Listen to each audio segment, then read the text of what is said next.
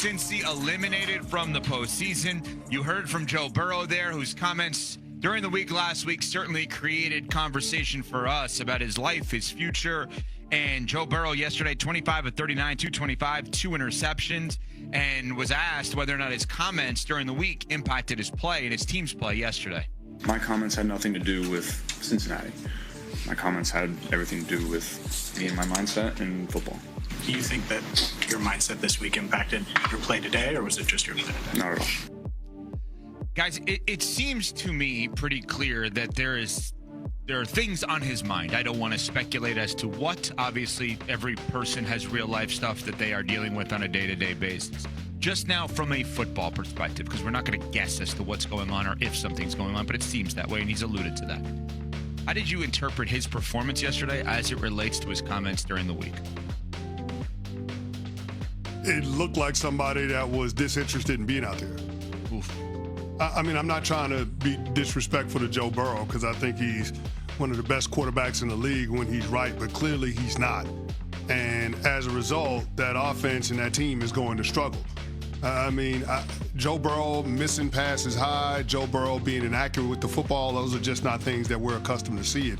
And so when you have yesterday's performance be prefaced with the comments that he made last week, you start to question whether or not the player has the passion that's requisite to go out there and play in the NFL, especially at that position, because quarterback is a leadership spot by nature.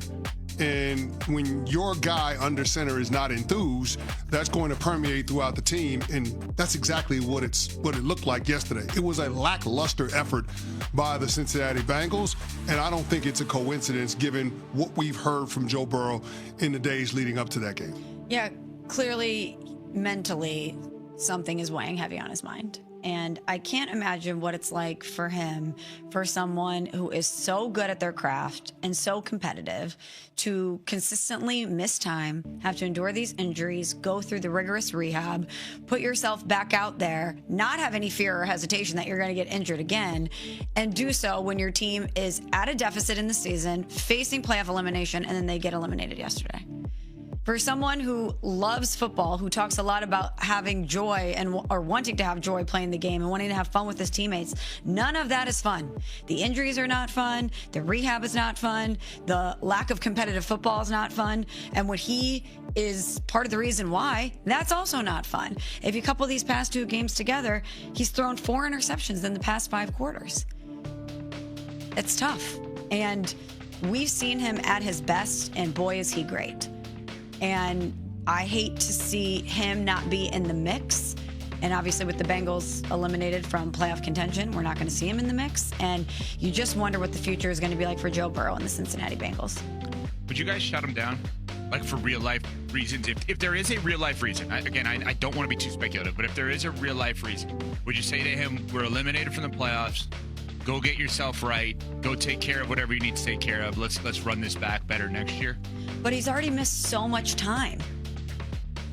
And I know that he loves to play football. But and this is where the conflict is he talks about how much he wants to have fun and he wants to play football. But if you're the organization, do you satiate that? Do you allow him to do that and put himself at risk in meaningless games to potentially get hurt again? Well, I just wonder, Smalls, I wonder if, and I'm sorry to interrupt, but I just wonder if, to ask you, I wonder if the Mahomes injury yesterday makes Cincinnati think of anything. Like Kansas City's season next year potentially is partially ruined. Does Cincinnati want to do that? God forbid if he gets hurt? No, you don't want to be in that situation if you're the Bengals, but the only question is whether or not Joe Burrow will allow you to shut him down. Exactly. Because this is a franchise that is petrified that Joe Burrow is going to do to them what Carson Palmer did to them once upon a time, which is force his way out of town by retiring early and making them trade him during the following regular season to the Oakland Raiders. So I think this is a scenario where Mike Brown, ownership for the Cincinnati Bengals, is beholden to Joe Burrow and whatever it is that he wants to do and however he wants to handle the remaining 3 weeks of the regular season.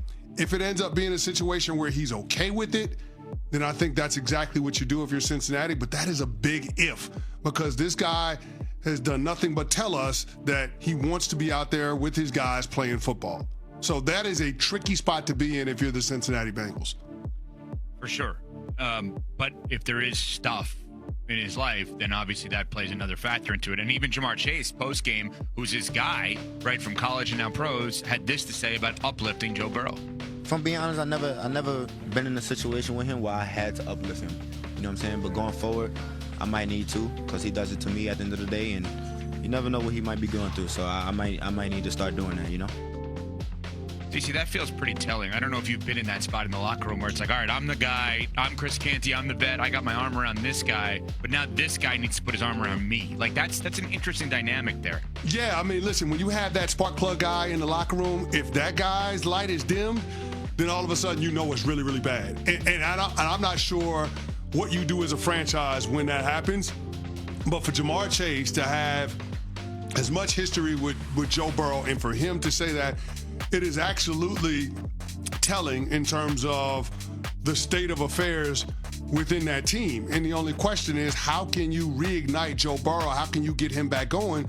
Because he is the engine that drives any success that Bengals franchise is going to have. So, yeah, I'm concerned when we start talking about other things away from football potentially looming over your life.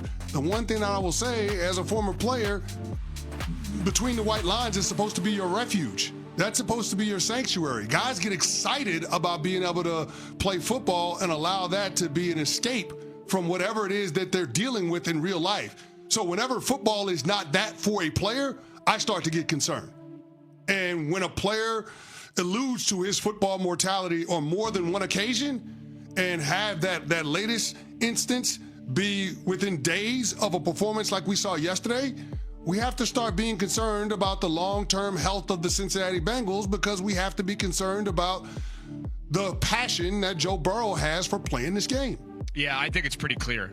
I think being around football is turning him off to football. And if I'm Cincinnati and I want him long-term, which obviously you want Joe Burrow long-term, I think you got to get him out of there. Man, let him go home. I will tell you this. The Cincinnati Bengals, if you beat the career out of Joe Burrow, that is an indictment on you. If you allow it to get this far gone, where this guy has been injured as many times as he has, been on IR multiple times, had multiple season-ending injuries, have the performance that he had last year and still not get into the tournament because the defense was atrocious. If you're the Cincinnati Bengals, if you're their GM Duke Tobin, if you're their owner Mike Brown, you should be embarrassed that it's gotten this far gone when it comes to Joe Burrow and a guy that we know loves football question whether or not he's still passionate about the game. The Cincinnati Bengals did this. This is on them more than it is on anybody else, including Joe Burrow. If that were to happen, that is unforgivable. That you are gifted a quarterback of this caliber, a guy who's from Ohio, and you can't protect him, and it gets to the point where he's miserable playing football and may walk away.